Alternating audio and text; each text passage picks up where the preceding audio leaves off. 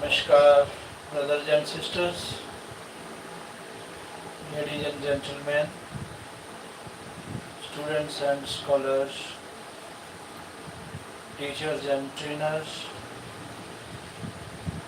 professors, professionals, listeners, learners, the most honorable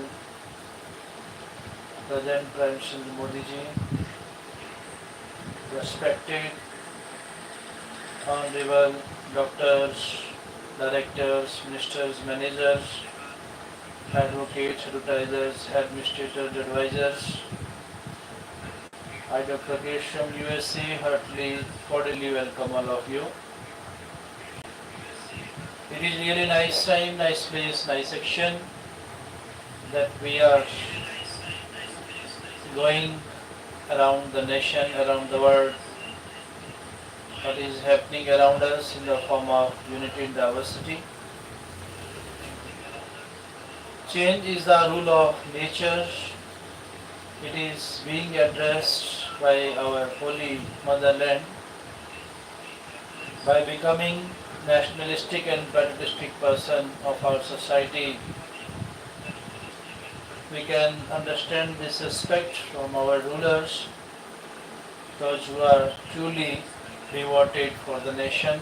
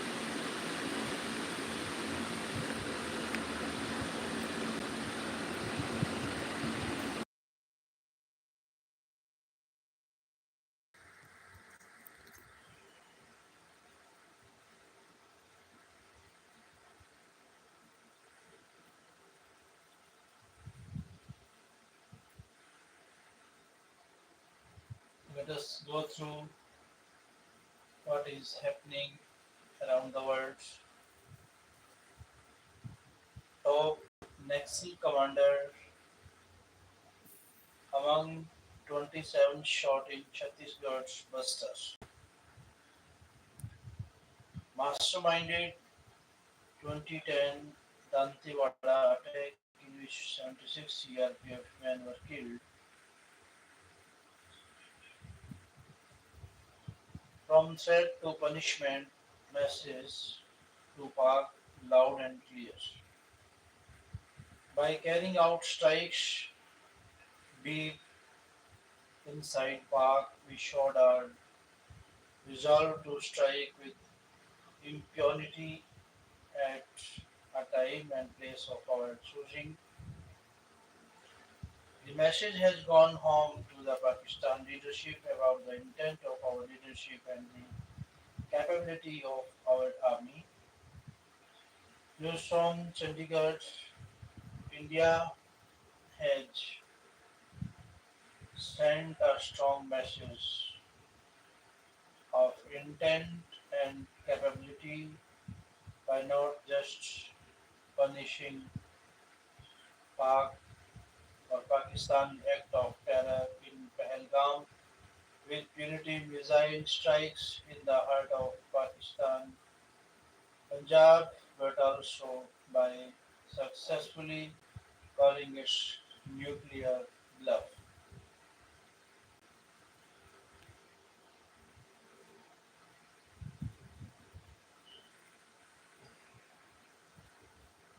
Center to deploy CDSF at Akhada amid Punjab Haryana pressure. Bid to rob Punjab of its water allies up. Cabinet meeting tomorrow. The Punjab government has convened a meeting of the state cabinet on Friday. Sources said that sources said the issue of dam security would be discussed separately. A meeting of the technical committee of the bomb technical committee of the BBMB has also been scheduled for Friday.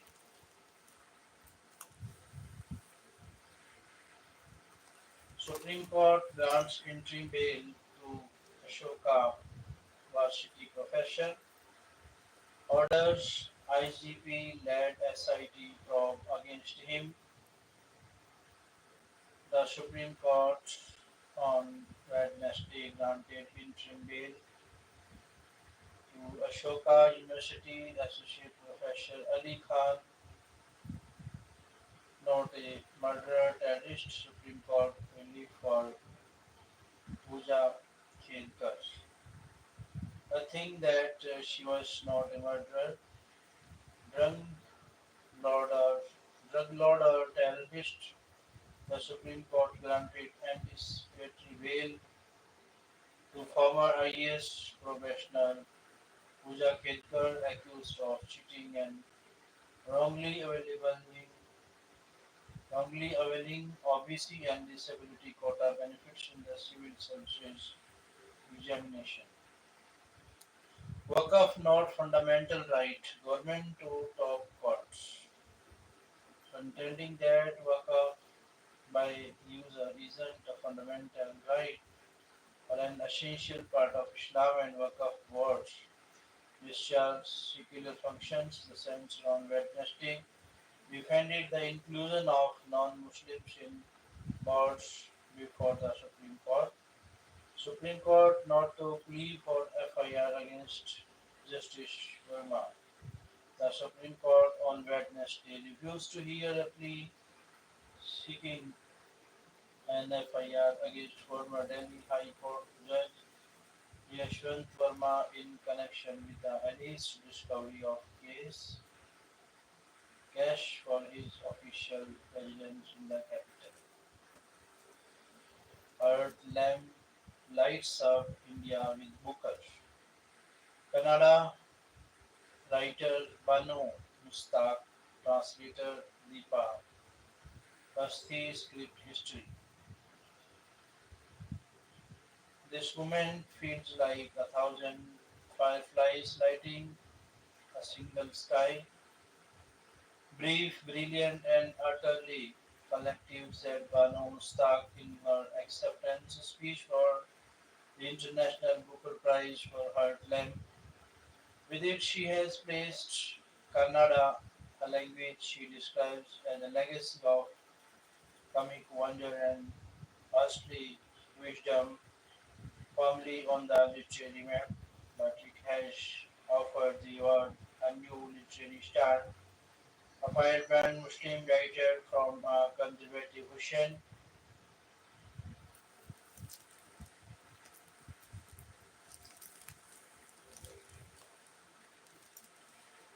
Operation Sindoor has drawn the headline for Pak. Operation Sindoor Shah, Punjab, the course of the Western Command's operational area, bearing the brunt of missile and drone attacks launched by Pakistan in response to India carrying out precise strikes on terrorist campus to avenge Pahalgam massacre in which 25 tourists and a civilian were killed. In an exclusive interview with the Tribune editor-in-chief Jyoti Malhotra, Lieutenant General Manoj Kumar Katiyar, General Official Commanding-in-Chief, Western Command shares the final aspect of the operation, the role of the Pakistan military in sponsoring terrorism and the evolving operational terrorism. Why was a gruesome terror attacks? Why was a gruesome terror attack carried out in Pahalgam when Kashmir was returning to normalcy? This can be best answered by the establishment in Pakistan, which plans and executed terror attacks in India. However, the aim of the attack in Pahalgam could have been threefold. Firstly, it has, so it has to disturb peace in Kashmir. The return of normalcy had an important peace dividend. The economic revival in Kashmir, when you compare the economically vibrant valley with the near starving conditions in the park, it discredits Pakistan's propaganda that the people in Kashmir are suffering. Also, when there is prosperity, the youth in the valley get employment and it denies Pakistan-based terror outfits such as the Lieutenant and LET and JEM opportunities to misguide them. Secondly, the selective killing of tourists in Pahalgam was clearly aimed at staining the secular fabric of India. It seems to be part of a well thought out strategy to disturb the communal harmony and attempt polarization in our society. Polarization weakens us and it also gives credence to the debunked two nation theory, which was recently espoused by Pakistan Army Chief Asif Munir. Thirdly, the internal dynamics of Pakistan are also at play. There is perpetual power play between the army and the elected government.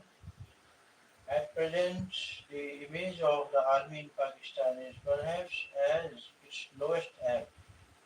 We have seen houses of senior officers inside the military cantonment being handshaked by disgruntled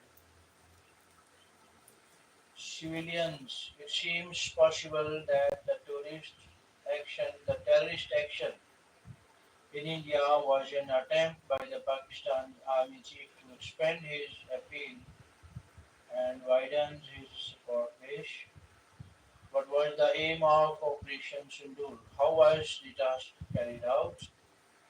The aim was to give a the aim was to give a punitive and democratic punishment to the terrorists and their mentors in Pakistan who were responsible for the selective cold-blooded murders, murders in Pahalgam. It was achieved through the destruction of nine terrorist bases, including the headquarters of the Lieutenant and Juniors GEM, GEM. There, a training campus and launch pads in border areas. By precision targeting post midnight on May 7, the initial aim set for the operation was achieved magnificently. The plan was bold and audacious and was executed under utmost secrecy with clockwork precision. It caught the terrorists in Pakistan and their mentors off guard in terms of planning and execution. It was unparalleled and can be ranked as one of the most effective military strikes in the annals of global warfare. So, only terrorist bases were targeted and there was no collateral damage. Our strikes targeted only terrorist establishments and their infrastructure. We did not target Pakistan military facilities or civilian population. However, the Pakistan army enhanced the scope of fighting by targeting our military establishments and civilian population. In response, we retaliated with swift and lethal strikes from the ground and the air, causing heavy damage to Pakistan military establishments. Our retribution was so impactful that Pakistan immediately sought the cessation of hostilities. Has the aim of Operation Sindoor been achieved? Yes, I could categorically and emphatically state that we achieved our aim. We destroyed terror infrastructure in Pakistan and gave a message to its army and the ruling dispensation that we will no longer tolerate attacks by Pakistan-based terrorist groups in India. We also demonstrated our resolve and ability to strike at the time and place of our choosing and strike with impunity.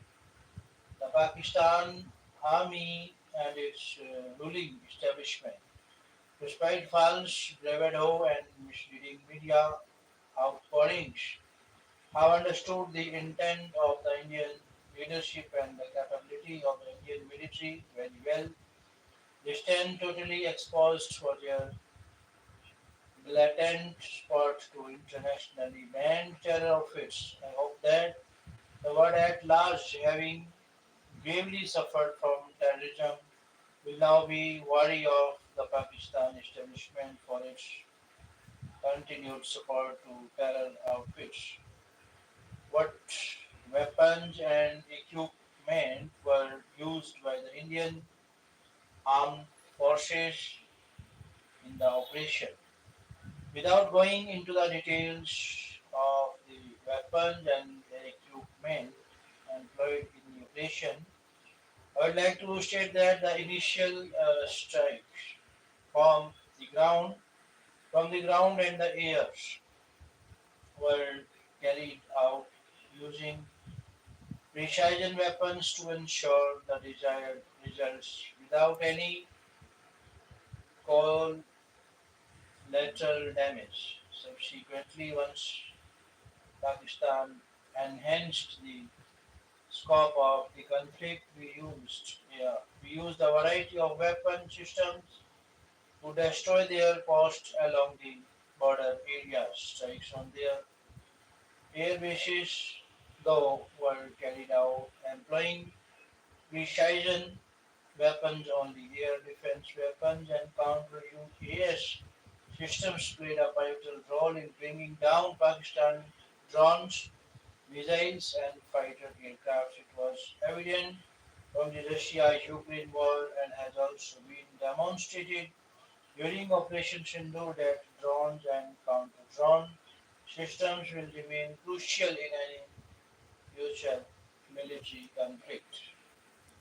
Should we have continued with operation instead of accepting the ceasefire? Let me state here categorically that the cessation of hostilities is a temporary phase. Operation Sindoor is the fight of the nation against terrorism and it continues. Pakistan has been warned that in case of any more misadventure, the response will be more lethal. I am aware of the sentiments of some of our citizens who feel that we should not have agreed to the cessation of hostilities and continued with our operations. I fully respect these differing opinions. After all, the dissenting voices only add to the strength of our democratic culture. However, the decisions on military matters need to be guided more by rationality than emotions. What we had set out to achieve was achieved in totality by actions short of full-fledged military operations and with minimum cost to ourselves, and therefore it was only prudent for us not to have escalated the hostilities further. Will Pakistan launch terror attacks in the future, and what will be our response? Pakistan's populace must be earning for peace, peace in their country and peace on the borders. However, shooting establishments in Pakistan, the so-called deep state, employ terror as a tool. They perpetuate violence in their own country and violence across the borders to justify their existence and maintain their relevance.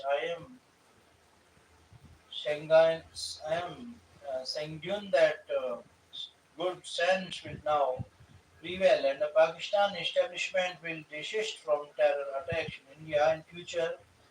However, in case of any more terrorist attacks, we will respond in a punitive manner. The operation has been marked by transparency by the Indian Army, but Pakistan is in denial about the damage caused by India. How do you assess this facet? Operations carried out by us were reported on the very night of May 7 itself, along with video of the damage to terrorist infrastructure. Details of these strikes and other operations carried out subsequently were also verified by satellite imageries, also videos and photos circulating on the Pakistan social media prove the successful conduct of operations and the resultant damage to the target areas. However, since Pakistani drones and missile attacks have largely failed with no or minimal damage, it was only natural that Pakistan would uh, resort to distorting the truth by uh, doctoring imageries and photographs and showing edited clips of unrelated incidents. It was a warlike situation after over 2 decades since Operation Prakram. How has the strategic environment in the Western theater evolved since? During Operation Prakram in 21 to 22, we mobilized and threatened Pakistan with war. It was deterrence by threat. Once the aim was achieved, was we demobilized. However, over the years, the concept of deterrence against terrorist action has evolved from threat to punishment. The Pakistan Army and its ruling establishment, despite false bravado and misleading media outpourings, have understood the intent of the Indian leadership and the capability of the Indian military very well. I hope that the world at large, having suffered from terrorism, will now be wary of Pakistan. We did it post Uri, we did it in Balakot, we did it now in Operation Sindoor. This time, though, the scope and canvas of punishment was very vast. Before the strikes, the Prime Minister had already emphatically stated that terrorism would not go unpunished. punished. Deterrence by punishment is now the strategic environment has evolved, of course, while punishing the terrorists and their mentors, we remain prepared for an all-out war. With Operation Sindoor, we have established a new normal. We have drawn a new red line for Pakistan to take note of, and this time the red line has been drawn by Sindoor, so now Pakistan can ignore it only at its own peril. During Operation Sindoor, what was the deployment of the Pakistan Army along our western border and how credible was its threat?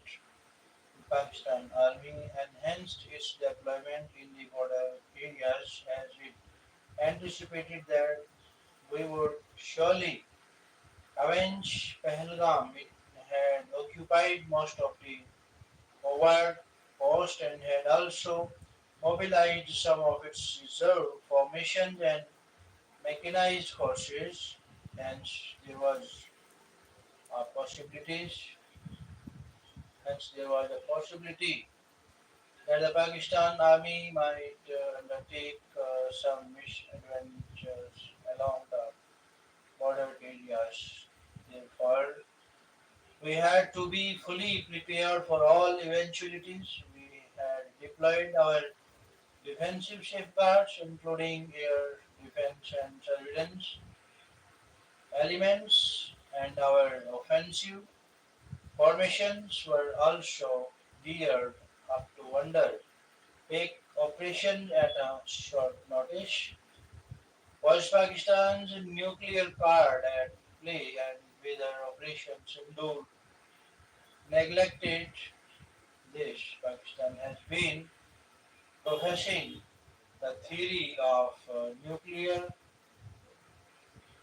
irrationality, threatening India with nuclear strikes at different times. Pakistan has mistakenly assumed that the theory of nuclear irrationality will allow it to carry out terrorist activities in India, and rational there will be no retaliation by our Prime Minister has emphatically stated that in our resolute action against terrorism will not be deterred by Pakistan's nuclear blackmail.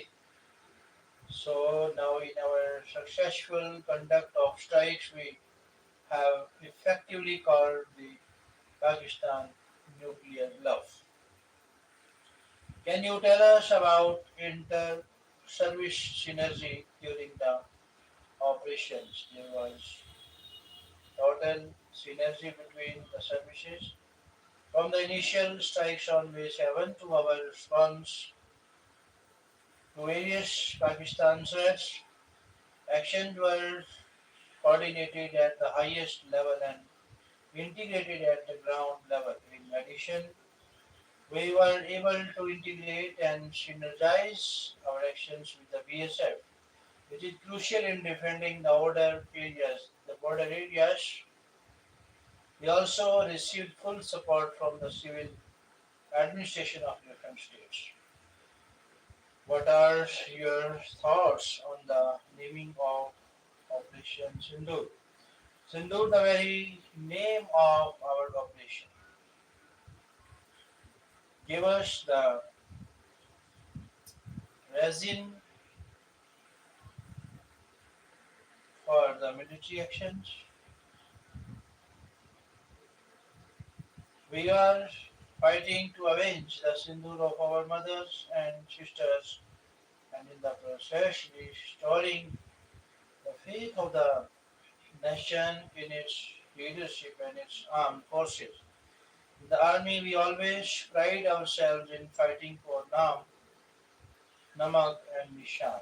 Sindoor perhaps integrates these values, and today it signifies signifies the honor of not only of our mothers and sisters, but also the honor of the 1.4 billion Indians. Our fight to safeguard this honor Our fight against terrorism is unending.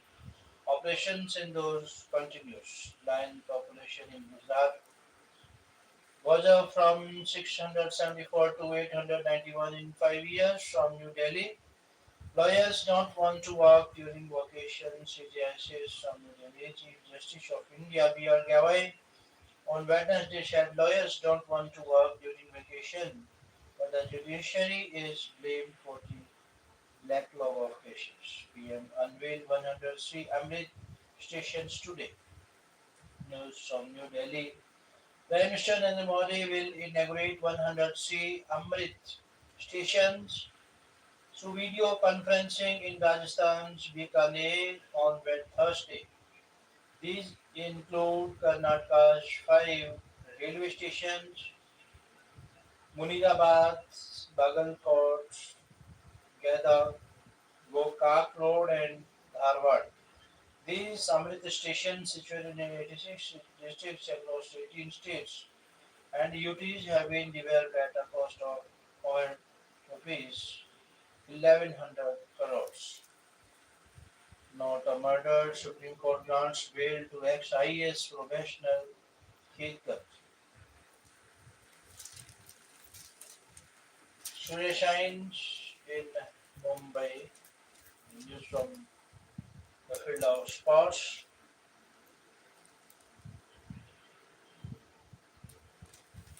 News from the world. China expands footprint with CPEC extension to Afghanistan. Golden Dome inspired by Israel. Trump plans $175 billion missile defense system. Three children killed in Balochistan school bus suicide attack.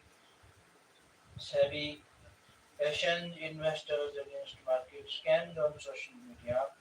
Wouldn't be hard for India to deal with the effects of US tariffs. Moody's.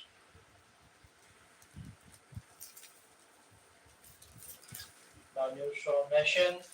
Prima facie case made out against Sonia Rahul in Herald Roche's ED. After 5 years, UT 722 embarked on Kailash Mansarovar Yatra, known for mining project in Naxal infested forest. Manipur's GUV forms panel to probe West display for Terror. Crews reached bilaterally. Khurshid deviates from Kong stance on US soil. 13 UNSC members to be at center of India's global outreach efforts. Now news from Jammu and Kashmir. Pahalgam, month after Nashekar, tough dead in. Changes in militant strategy hamper hunt for killers. Stakeholders pin hope on peaceful Amarnath Yatra to revive tourism. From threat to punishment. Indigo plane lands with broken nose. Heartland lights of India with Booker Prize.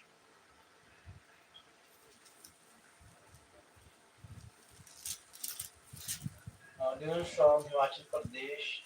Hike import duty on Turkey apple. Suku writes to PM. Rain, winds wreak havoc in Palampur power lines damaged. Crops destroyed. Storm line rain lashed Shimla. 55 drugs manufactured in state found not of standard quality. Now news from OPED, OPED. As Voltaire said, the army has a nation.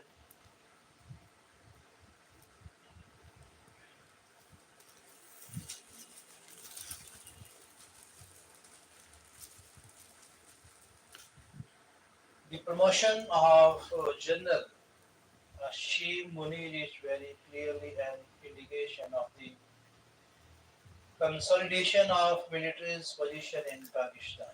There is something about epigrams coined for different contexts and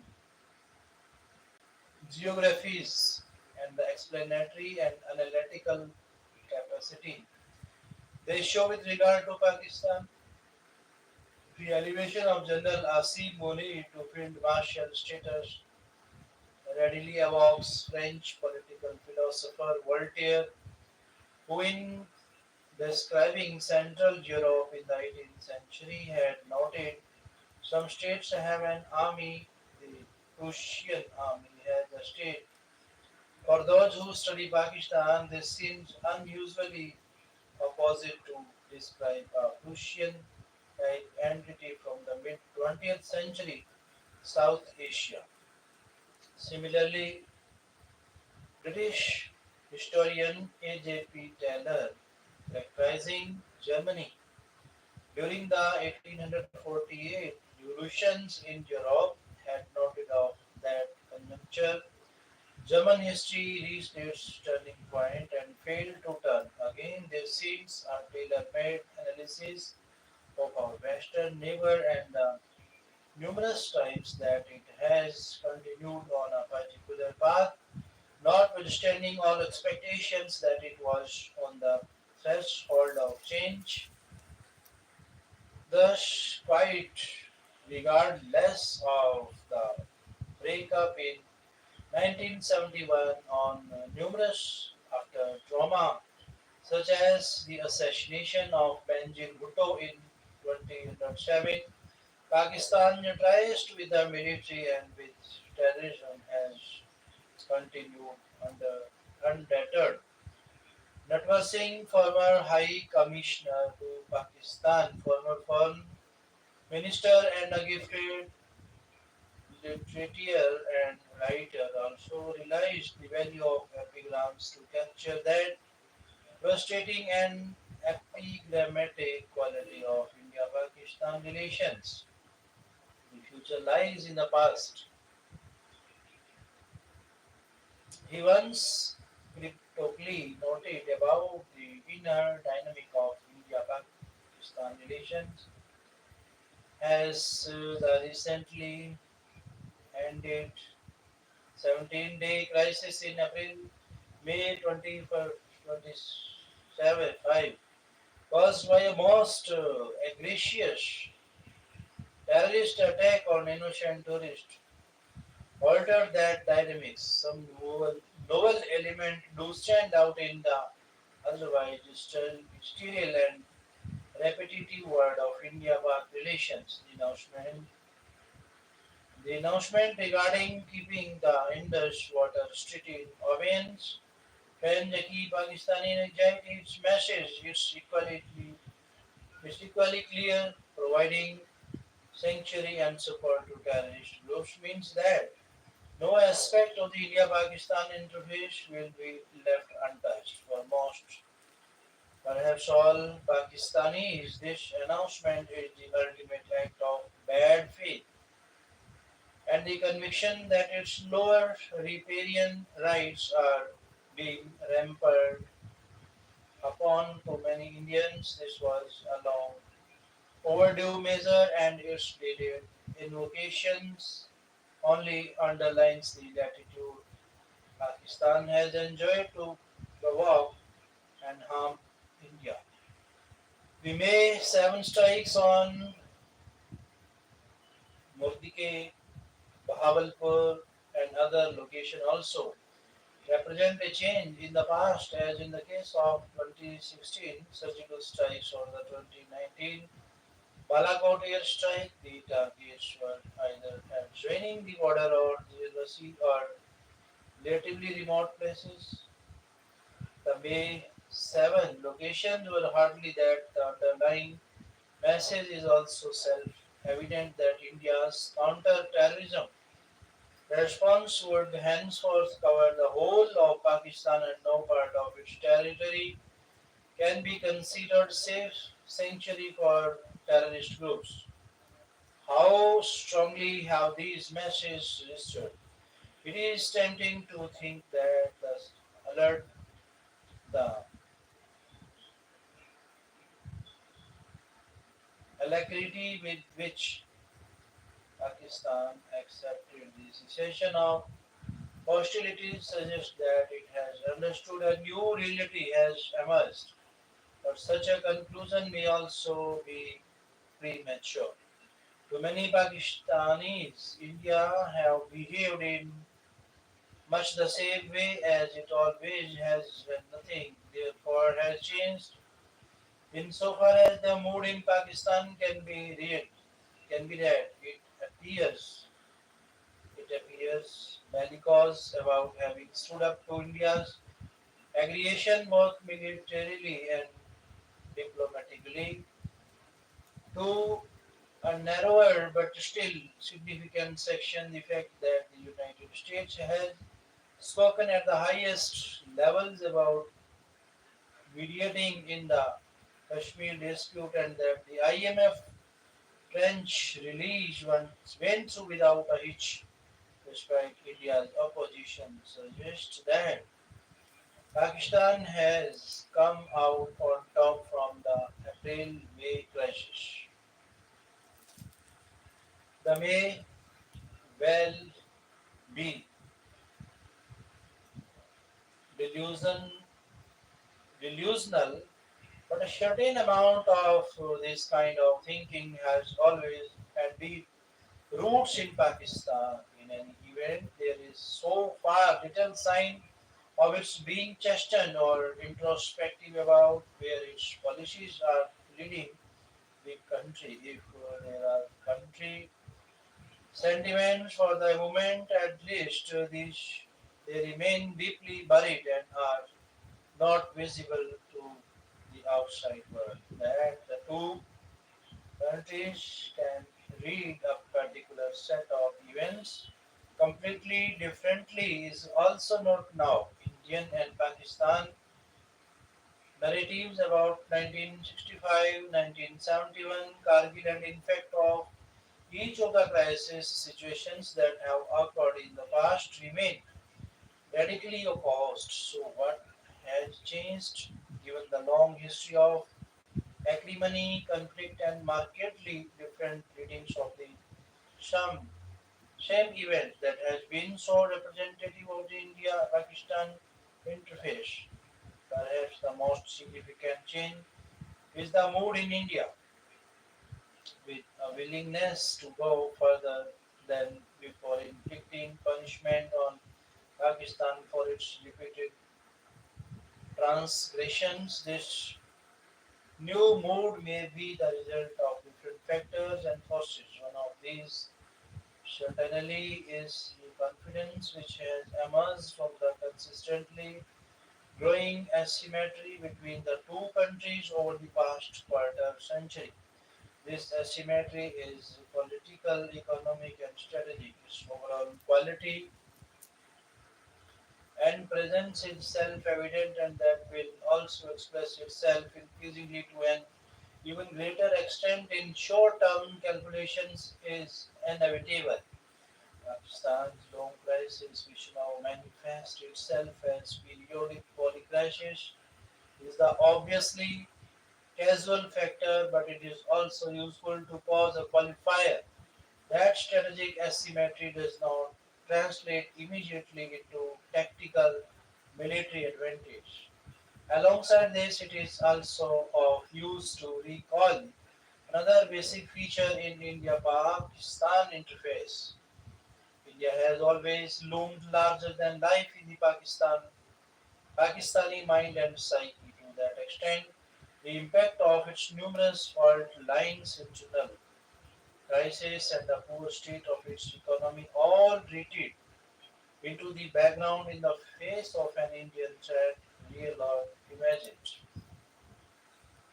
The promotion of General Asim Munir to Field Marshal rank is very clearly an indication of the consolidation of the military's position in Pakistan, and to that extent, it means that its dented reputation has to a great extent been salvaged in popular esteem. So, to return to epigrams from other contexts, it is useful to recall another one. Russia is never as strong or as weak as she appears, attributed variously to different authorities from Bismarck in the 19th century to Winston Churchill in the 20th. Perhaps this applies to the most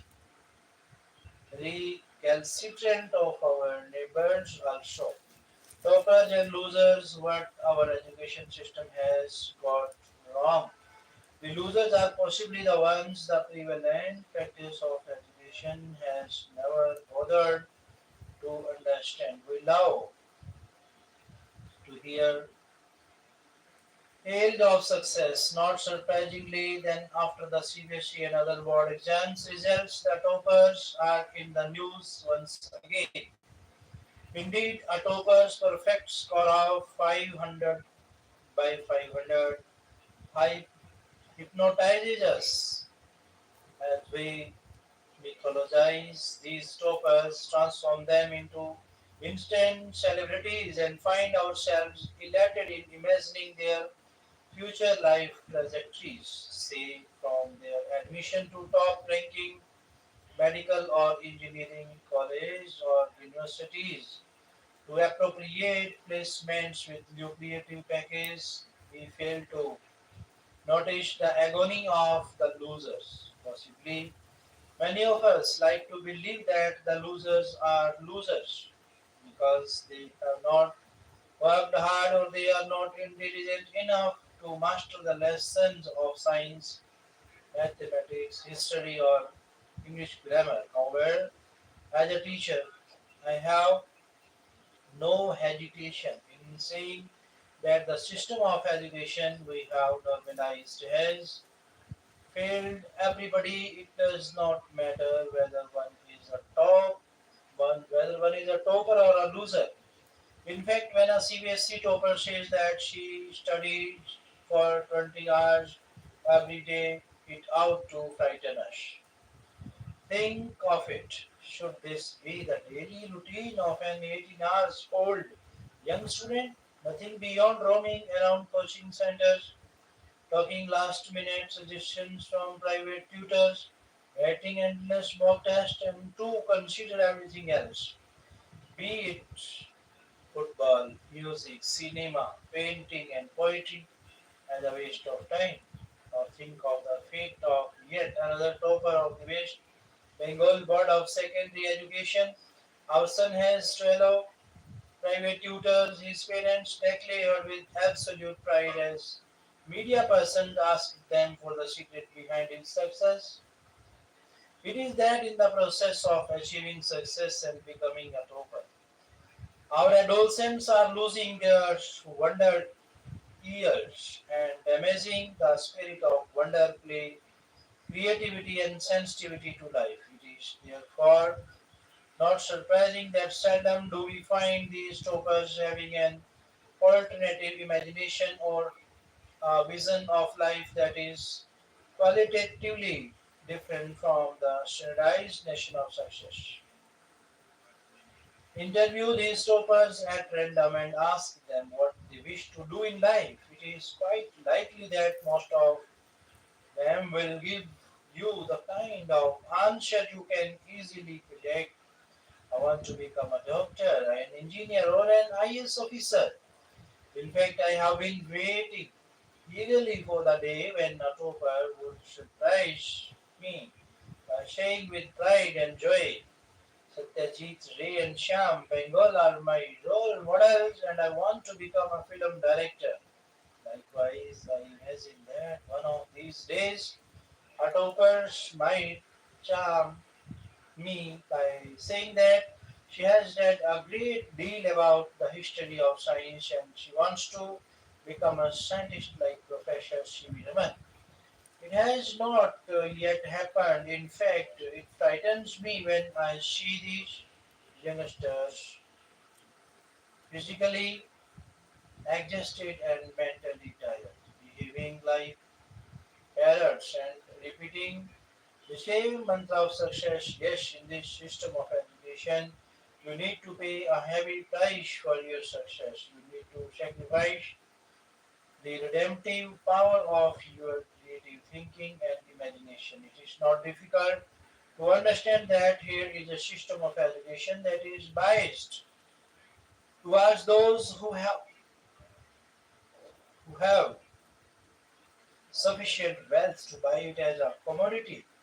No wonder many of the losers are those whose parents cannot afford to hire, say, private private tutors for every subject or send them to the traders of physics, chemistry, mathematics, and biology for buying attractively packaged success manuals. Not solely that, the losers are possibly the ones. The prevalent practice of education has never bothered to understand. Possibly, some of them never wanted to study algebra and trigonometry.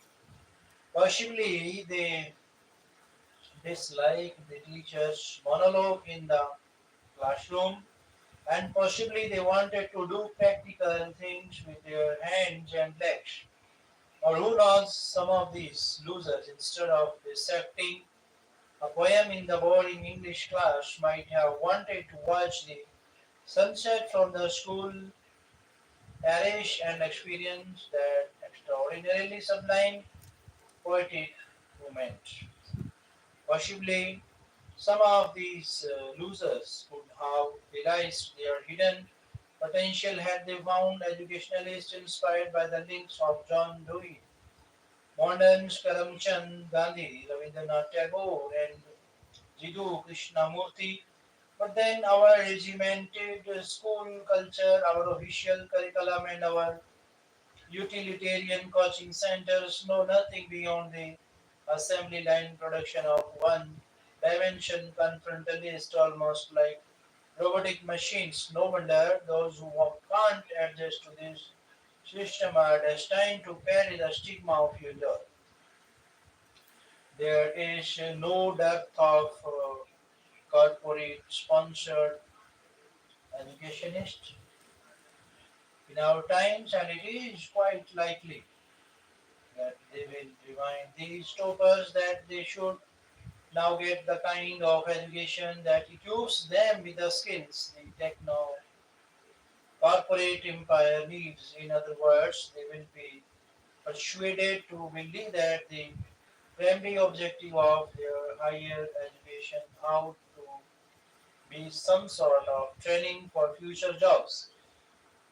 In other words, for these educationists, universities need to redesign their curriculum as per the needs of the industry.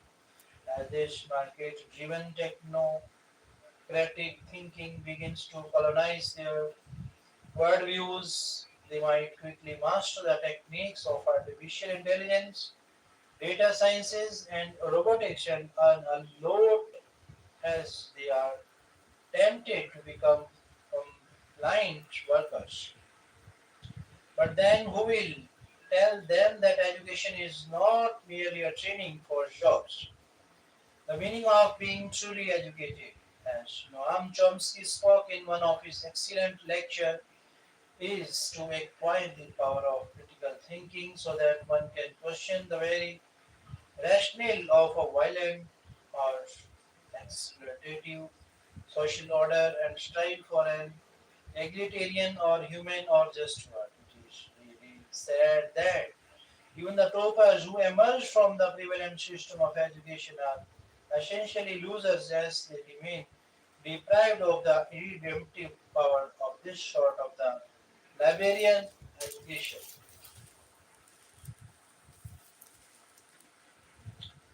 Domestic violence states must make optimal use of protection officers. Feminine flame, heart, lamp illuminates the literary world.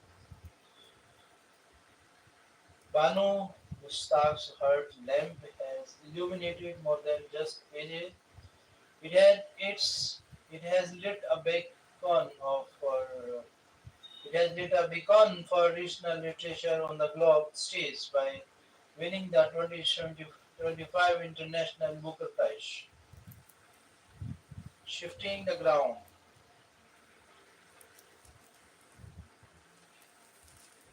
domestic violence, states must make optimal use of protection officers. Two is decades after the enactment of the Protection of Women from Domestic Violence Act, the matrimonial home continues to be unsafe for many wives in India. Domestic violence around it accounted for 24% of the around 25,700 complaints received by the National Commission for Women last year. The welcome move the Supreme Court has directed all states and union territories to identify officers in the Department of Women and Child Development at the district and taluka levels and designate them as a protection officers. A protection officer is tasked with ensuring the safety and well-being of any woman who is subjected to cruelty by her husband or his relative. It is the officer's job to inform the aggressive person about her rights. The law empowers her to file a complaint, avail free legal aid, and seek monetary relief. The court's order on a plea filed by an NGO, We the Women of India, makes it oblivious that there are glaring gaps in the implementation of the Domestic Violence Act, leaving survivors of abuse to fend for themselves deprives them of their constitutional right to life and liberty. Such indifference shows the state, which is duty bound to help every citizen live with dignity in a very poor light. The lack of shelter homes for women who lodge complaints against their husbands and in-laws makes them even more vulnerable is to being victimized and exploited. The SC Bench SC Bench has directed that the exercise to designate protection officers should be completed within 6 weeks so that all district and talukas are covered. This deadline will test the resolve and commitment of the authority, which often pay only lip service to the safety of women at home. It is important to fix the accountability of states and duties which lag in implementing the legal provisions. It's good sign and more. Women are preferring not to remain silent sufferers. What they direly need is a robust support system and timely delivery of justice from murders to drones and missiles. Tightrope work for the Supreme Court must balance respect for the President's office with its duty to protect the integrity of its decisions. The Supreme Court must act not only as the interpreter of the Constitution but also as its guardian.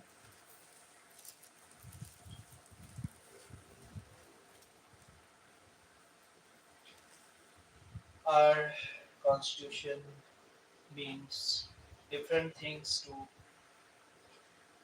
different people.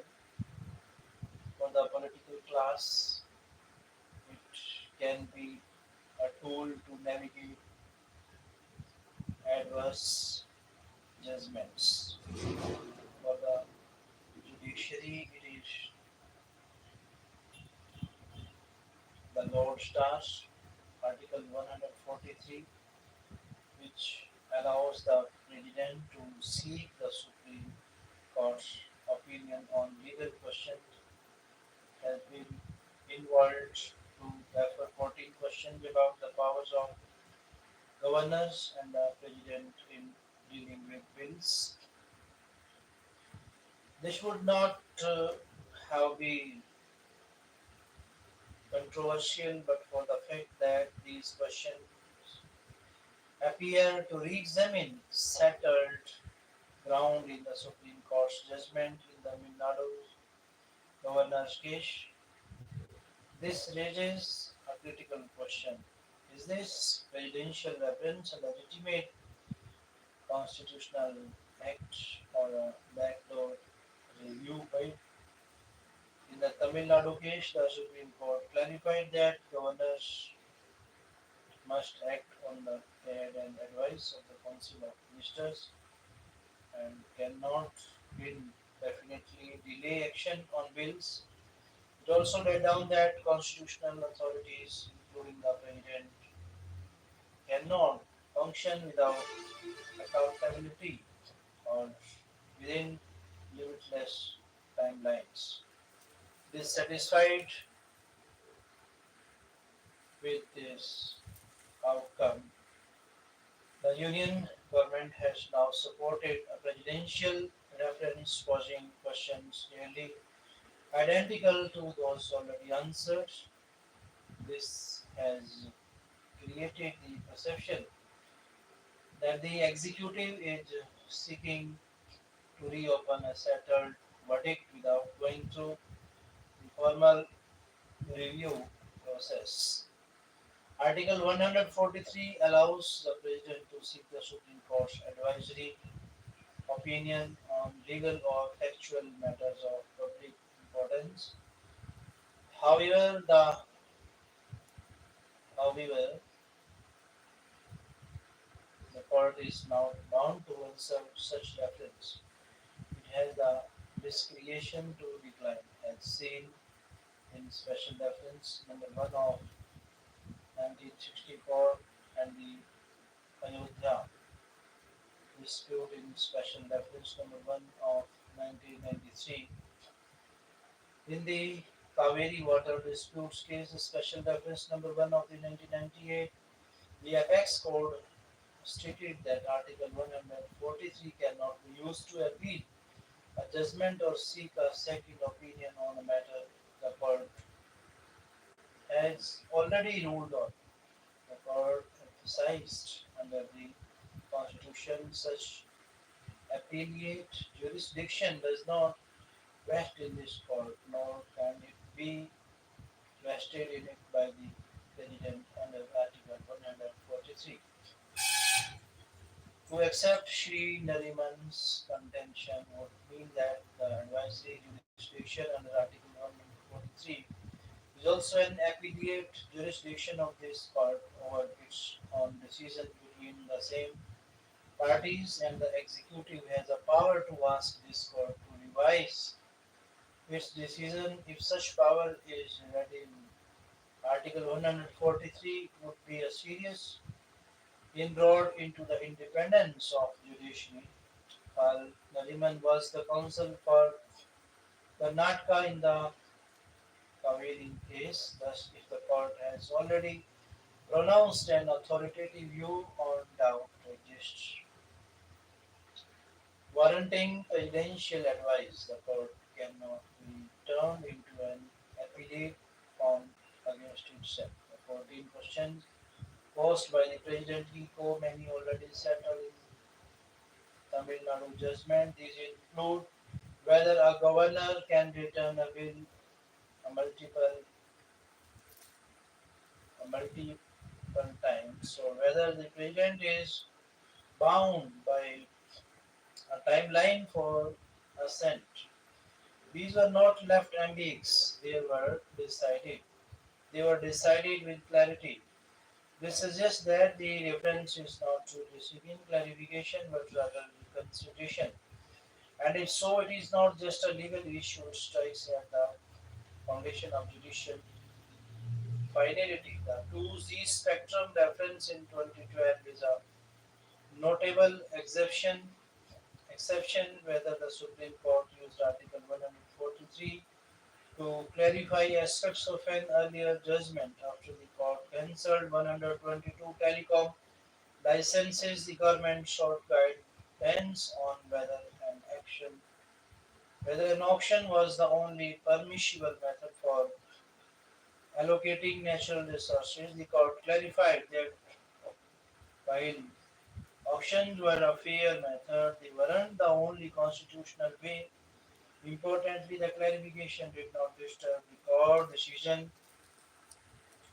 The Supreme Court said, "We are therefore of the view that as long as the decision with respect to the allocation of spectrum licenses is untouched. This court is within its jurisdiction to evaluate and clarify the ratio of the judgment in the 2C case. The distinction is vital in the 2C matter. The government wasn't asking the court to reverse its ruling just to guide future policy. In contrast, the latest reference goes to the core of the Tamil Nadu case judgment. It does not ask for interpretation of consequences or guidance for future cases. Instead, it revisits the very questions the court already answered.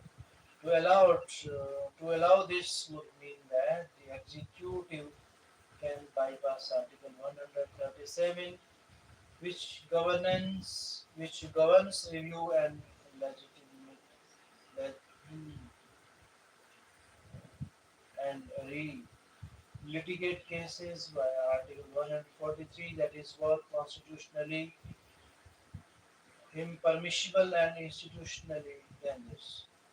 Is the court bound to respond? No, in the special courts bill case, the court observed that it could decline to answer a reference and must give reasons for doing so. In the 2Z case, the court listed several grounds for declining a reference. The questions are already settled if they are political, if they do not serve a constitutional purpose, if they do not involve issues of legal significance.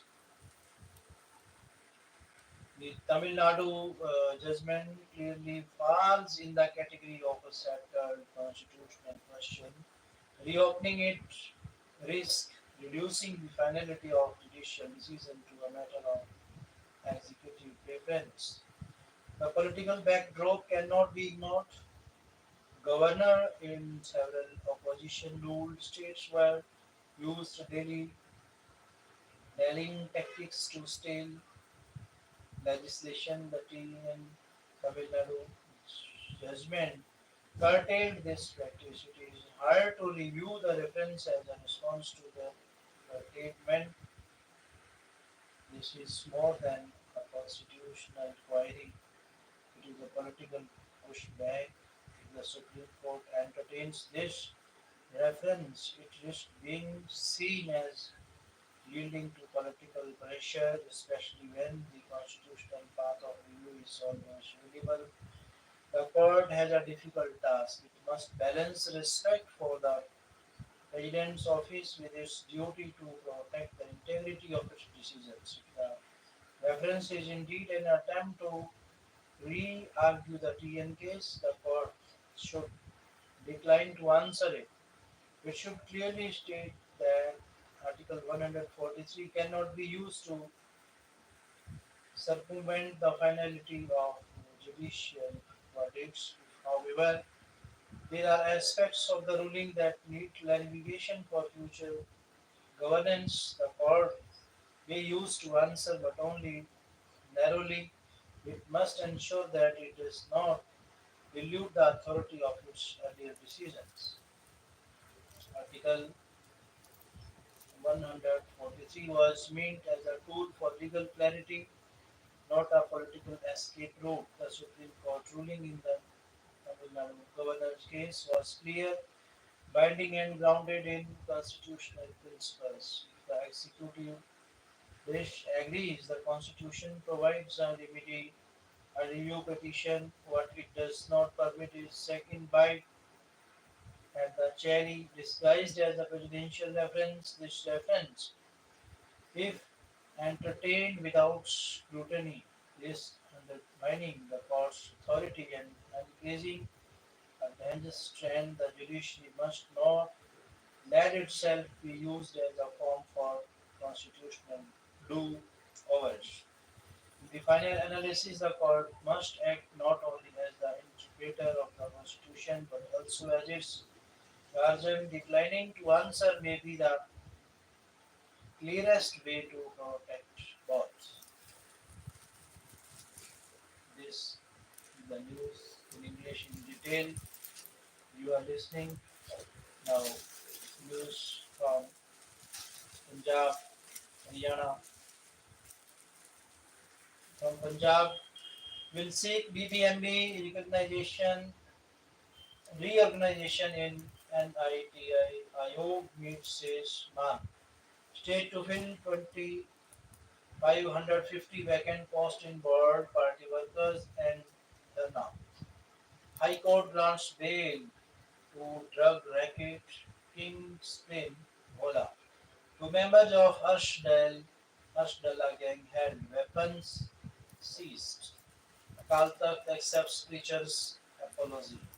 World's first human bladder transplant by DMCH alumnus. Now news from Haryana. Ashoka Varsity professor arrest DGP asked to submit report in a week. Rice, body, text, show, photo, cognizance of case. Sufficient evidence against Ilahi SP says. Bail order arrives late to spend one more night in shade. Sonipat, no terror link found in Prasad espionage case yet. Health universities 1271 outsourced employees may join Rozgar Nigam. CM opens jail training academy in Karnal. Government committed to making state crime free. CM says Jyoti used to get clearance from Park before uploading videos. No terror link found in Hisar espionage case yet. Now news from Haryana. You are listening. Continue. Civil courts have no jurisdiction in real estate. High Court says.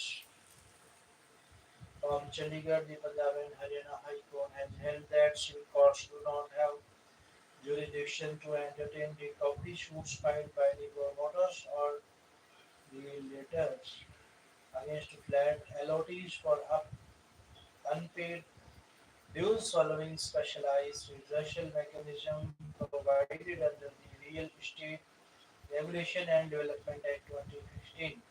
The assertion came as Justice Anil Khetpal allowed 14 revision petitions filed against all orders passed by trial courts on a plea by a developer once a specialized tribunal has been created under the 2016 Act, which provides for remedy under the Act. The civil court should not entertain the suit, the court said. Justice Khetpal said the civil courts possess plenary jurisdiction to try civil matters only unless such jurisdiction is expressly or impliedly barred by a statute. Section 79 of the 2016 Act expressly bars the jurisdiction of civil courts in matters whether the authority, the adjudicating, adjudicating officer, or the appellate tribunal is empowered to adjudicate. Justice Khetpal said the only issue in the pleas before the bench was whether jurisdiction of the civil court was excluded under Section 79 of the Act is in a suit filed by the promoter for the recovery of unpaid dues. The dispute arose from a residential project at Faridabad where the petitioners' LOTs were proceeded against by the promoters for non-payment after processing had already been delivered. Private schools told to declare EWS seats till tomorrow.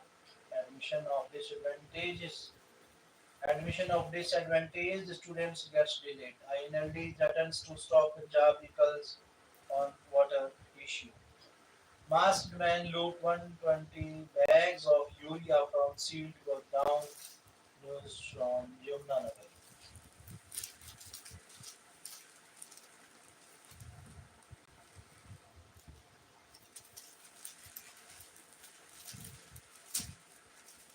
This is the important news that you have heard from Dr. Singh.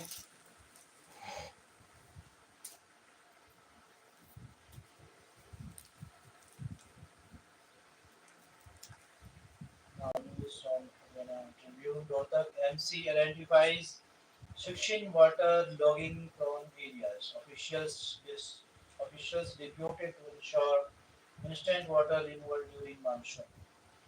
Contractor put on notice for using poor quality construction material in Yamunanagar.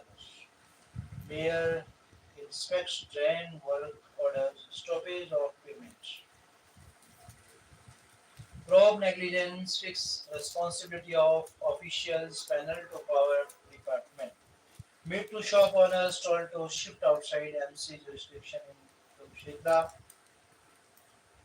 Hawks bomb threat at Ambala DC office sends officials in a TZ.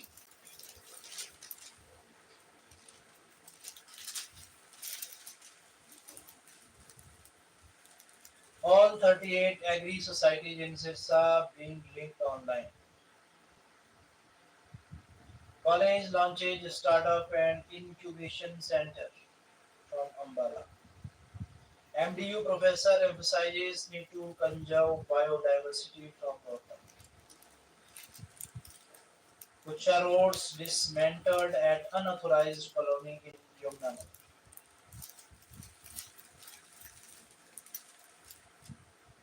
All 38 agri societies in Sirsa being linked online news from Sirsa.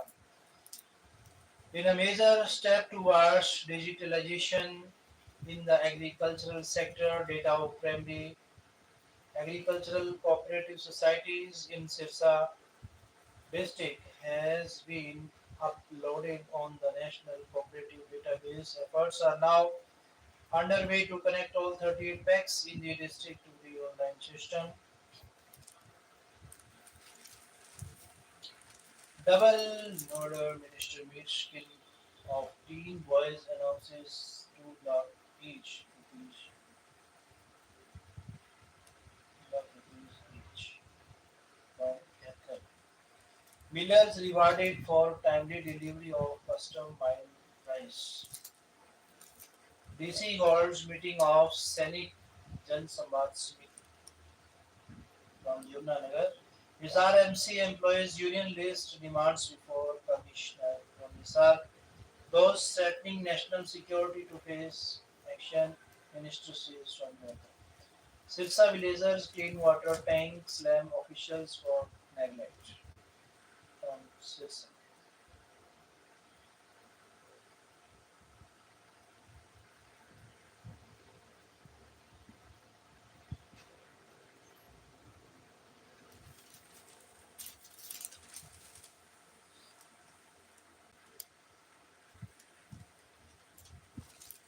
Thank you. Now it's all about today's news. Thank you. Thank you for your presence today as you are listening by providing your most valuable time. Once again, thank all of you, all my brothers and sisters, ladies and gentlemen, students, scholar, teacher, trainer, professor, professionals, the most honorable President Person Modiji, respected ministers, managers, honorable doctors, directors, advocates, advisors, administrators, advisors, all my dear friends, thank you, thank you. Now आप सुन रहे हैं खबरें हिंदी में.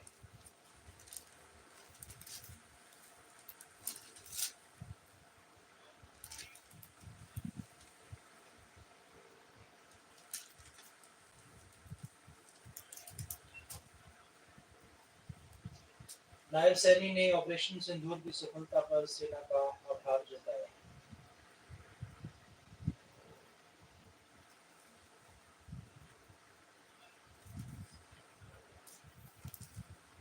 America का golden डोम पहली बार अंतरिक्ष में missile हर हमला रोकेगी. ज्योति ने पाक को जानकारी दी पर अभी आतंकी कनेक्शन के सबूत नहीं.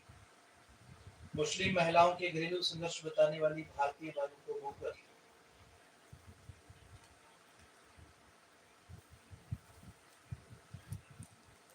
सिंधु के लिए सुलगा पाक गृह मंत्री का घर फूका.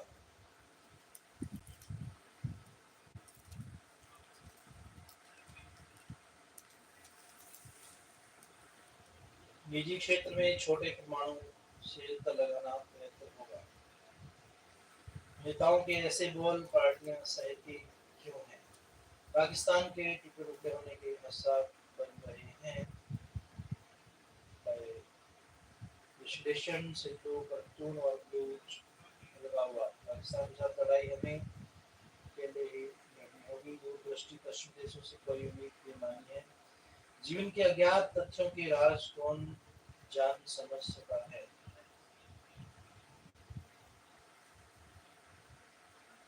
भारतीय मूल की टेस्ला के सीएफओ वैभव तनेजा की सैलरी 1,01,139 करोड़ रुपए। मौसम खुशनुमा, 7 दिन खूब भीगेंगे पश्चिमी राज्य।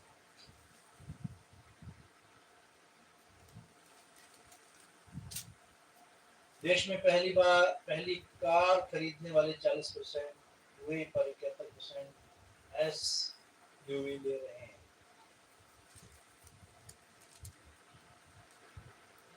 आइए हम अपने ग्रह की अविश्वसनीय जैव विविधता की रक्षा और संरक्षण की अपनी प्रतिबद्धता को दोहराएं। Message from our present Modi ji. अंतर्राष्ट्रीय जैव विविधता दिवस 22 मई 2025। जैव विविधता न केवल हमारे प्राकृतिक संसाधनों की संपन्नता का प्रतीक है, बल्कि यह मानव जीवन के अस्तित्व और सतत विकास का आधार भी है। वनों, जल निकायों, कृषि भूमि, पर्वतीय क्षेत्रों में पाई जाने वाली विविध प्रजातियां पृथ्वी पर जीवन को संतुलित बनाए रखने में महत्वपूर्ण भूमिका निभाती हैं। इस वर्ष अंतर्राष्ट्रीय जैव विविधता दिवस का विषय प्रकृति के साथ सामंजस्य और सतत विकास इस बात पर बल देता है कि आधुनिक विकास की दौड़ में प्रकृति के साथ संतुलन बनाना अत्यंत आवश्यक है। जैव विविधता की हानि और प्रजातियों के विलुप्त होने की गंभीर समस्या को संबोधित करने के लिए 1992 में ब्राजील के रियो डी जेनेरियो में एक पृथ्वी शिखर सम्मेलन आयोजित किया गया था, जिसमें जैव विविधता पर कन्वर्सेशन नामक एक बहुपक्षीय संधि पर हस्ताक्षर किए गए। भारत सहित 194 देशों के इस संधि पर हस्ताक्षर किए। भारत सहित 194 देशों ने संधि पर हस्ताक्षर किए। भारतीय संसद द्वारा जैव विविधता अधिनियम 2002 पारित किया गया, जो 5 फरवरी 2003 से लागू हुआ। हरियाणा राज्य जैव विविधता बोर्ड का लक्ष्य जैविक विविधता अधिनियम 2002 के उद्देश्यों को प्राप्त करना है, अर्थात जैविक विविधता का संरक्षण, जैविक संसाधनों का सतत उपयोग और आनुवंशिक संसाधनों के उपयोग से उत्पन्न लाभों का उचित और न्यायसंगत बंटवारा है। इस वर्ष का अंतर्राष्ट्रीय जैव विविधता दिवस को पुनर्स्थित मॉन्ट्रियल वैश्विक जैव विविधता रूपरेखा और सतत विकास लक्ष्यों के परस्पर संबंध को उजागर करने पर केंद्रित है। पुनर्मिक मॉन्ट्रियल वैश्विक जैव विविधता रूपरेखा एक ऐतिहासिक समझौता है, जिसे दिसंबर 2022 में जैव विविधता पर संयुक्त राष्ट्र सम्मेलन के 15वीं कॉन्फ्रेंस ऑफ द पार्टीज में अपनाया गया था। यह 2030 तक जैव विविधता हानि को रोकने और संरक्षण हेतु एक वैश्विक रोड मैप निर्धारित करता है। प्रदेश में जैव विविधता के प्रति जन जागरूकता को बढ़ाने के लिए विभिन्न विश्वविद्यालयों, उच्च शैक्षणिक संस्थानों और स्कूलों के सहयोग से शैक्षणिक कार्यक्रमों में कार्यशालाओं का आयोजन किया जा रहा है। ये गतिविधियां न केवल छात्रों को पर्यावरण संरक्षण के प्रति प्रेरित करती हैं, बल्कि सतत विकास के मूल्यों को भी उनके भीतर स्थापित करती हैं। मैं सभी नागरिकों से अपील करता हूँ कि वे प्रकृति के साथ सौहार्दपूर्ण संबंध बनाए रखें, जैव विविधता के संरक्षण में भागीदार बने और सतत विकास के मार्ग को अपनाएं। मैं इस अवसर पर हरियाणा वासियों को अंतर्राष्ट्रीय जैव विविधता दिवस की हार्दिक शुभकामनाएं देता हूँ। मैसेज फ्रॉम वर्तमान सीएम ऑफ हरियाणा।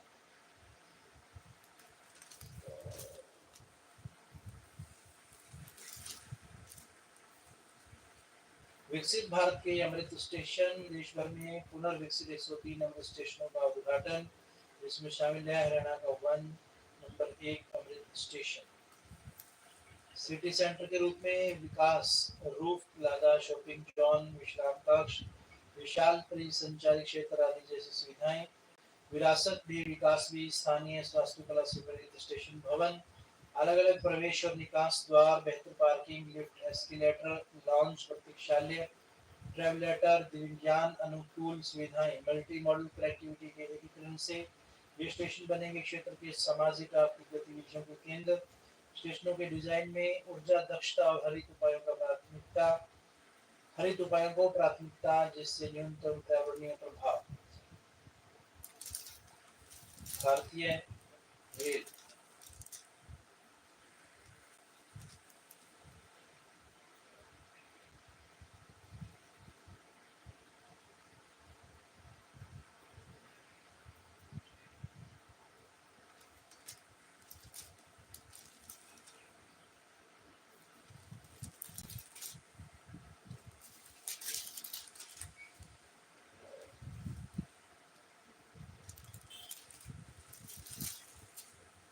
आप सुन रहे हैं खबरें हिंदी में। स्पेशल खबरें सिरसा भास्कर से। लू चलने से झुलसी फसलें, नहरों में 4 सप्ताह से पानी नहीं, फल सब्जियां महंगी होने से आम जनता को बदला बजट। पारा 45.8 डिग्री पार, पार्किंग में खड़ी गाड़ी में लगी आग। 31 तक सुबह 7 बजे खुलेंगे स्कूल।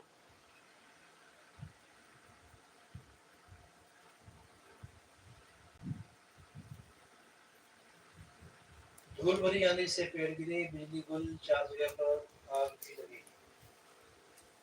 सर्वे में हुआ खुलासा, फैमिली आईडी में दर्ज करवाई थी कम आयु जांच में किसी के पास मिली दुकान, किसी के पास पूरा मकान।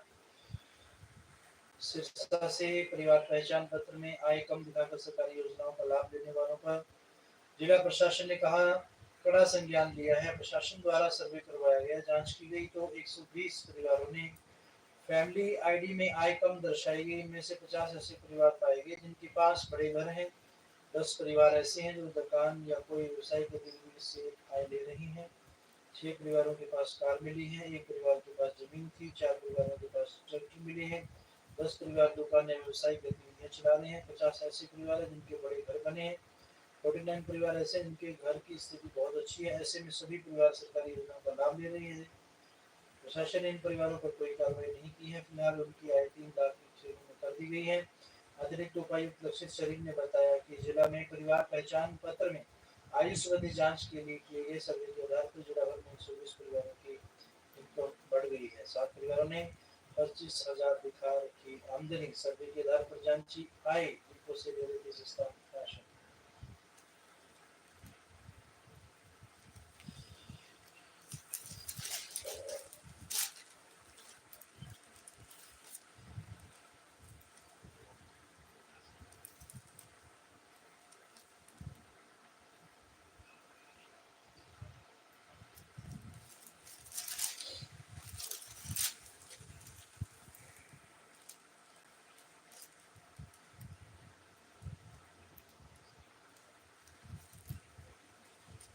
दुर्गा मंदिर में हर महा और दुर्गा अष्टमी पर संघ देता है भंडारे में कढ़ाई की सेवा। गर्मी में पक्षियों के लिए लगाए सकोरे, गरीबों के लिए निःशुल्क तीर्थ यात्रा। ओडा से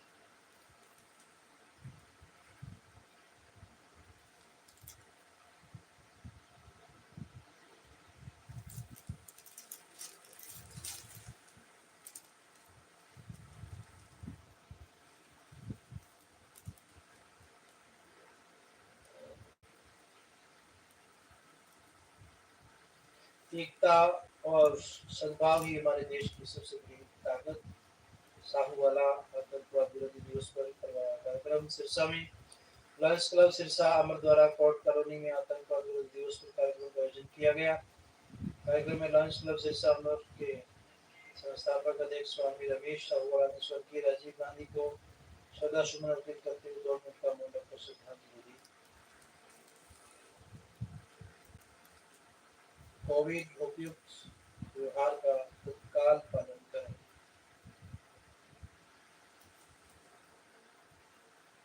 डीसी से मुलाकात करने पहुंचे मजदूर संगठन समाधान का दिया आश्वासन। धन्यवाद आप सभी भाई बहनों का जो आज आप देख रहे हैं यूट्यूब चैनल क्रिएटर के माध्यम से।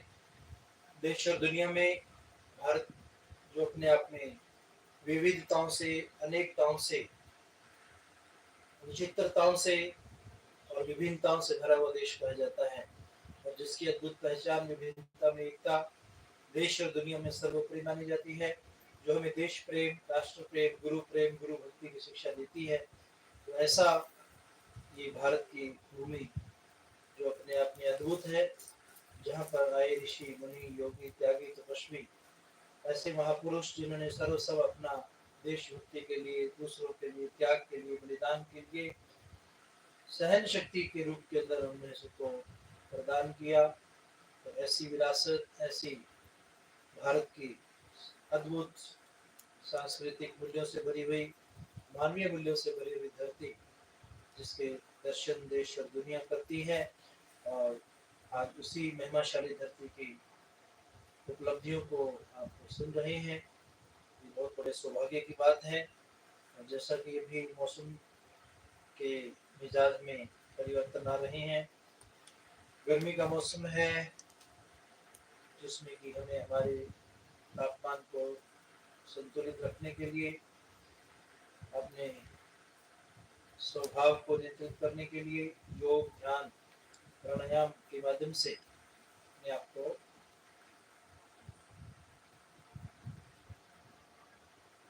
नियमित रूप से योग से जोड़े रखना चाहिए। 9 महीने बाद पृथ्वी पर लौटी आसमां की परी सुनीता विलियम्स। भारतीय मूल की अमेरिकी एस्ट्रोनॉट सुनीता विलियम्स और बुच विलमोर सहित क्रू 9 के 2 और एस्ट्रोनॉट 9 महीने 14 दिन बाद 19 मार्च को पृथ्वी पर सकुशल लौट आए। उनका ड्रैगन स्पेसक्राफ्ट भारतीय समय अनुसार सुबह 3:27 फ्लोरिडा के तट पर पानी में लैंड हुआ, जो अपने आप में बहुत बड़ी उपलब्धि है, महिलाओं के लिए बहुत बड़े प्रेरणा स्रोत हैं, not only for the women's but also for the worldly people, those who want to do something different for their nation. Surely they can, if they are filled with the dynamic energy potential of the Holy Motherland of India.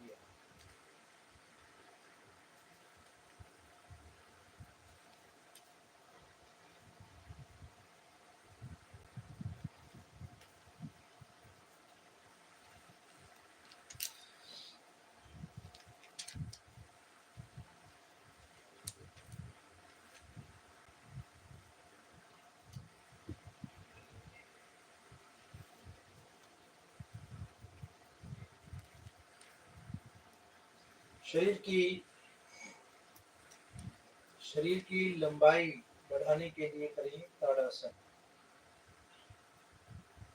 समय चक्र जैसे जैसे आगे बढ़ रहा है, आदमी का कद वैसे वैसे नीचे की तरफ जा रहा है। इसका कारण आज का खान पान कहीं या मनुष्य के दैनिक क्रियाकलापों में गतिविधियों में बदलाव। कहते हैं कि किसी जमाने में 12 फीट या इससे भी लंबे कद के आदमी भी होते थे, जो कि आज हमें कहानियां ही लगती हैं। हम भूतकाल में तो वापस नहीं जा सकते, लेकिन कुछ हद तक अपने वर्तमान में भविष्य को तो सुधारने की क्षमता जरूर रखते हैं। जिसको अच्छे स्वास्थ्य व लंबे कद की है चाहत, वो अपनी दिनचर्या में डाले योगा की आदत।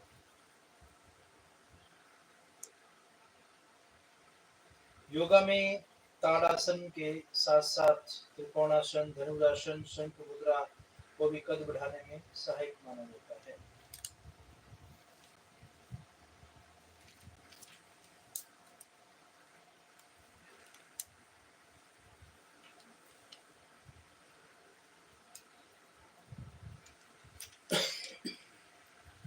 बच्चों को बनाएं समझदार। हर एक माता पिता का सपना होता है कि उनका बच्चा समझदार, आत्मनिर्भर और सही निर्णय लेने में सक्षम बने। लेकिन बच्चों में ये गुण विकसित करने के लिए सही दिशा में मार्गदर्शन और कुछ आसान टिप्स की जरूरत होती है। अगर आप भी चाहते हैं कि आपका बच्चा समझदार बने, खुलकर करें बातचीत, सौंपें जिम्मेदारी, अच्छी आदतों का करें पालन, समय का सदुपयोग सिखाएं, फैसला लेने का दें मौका।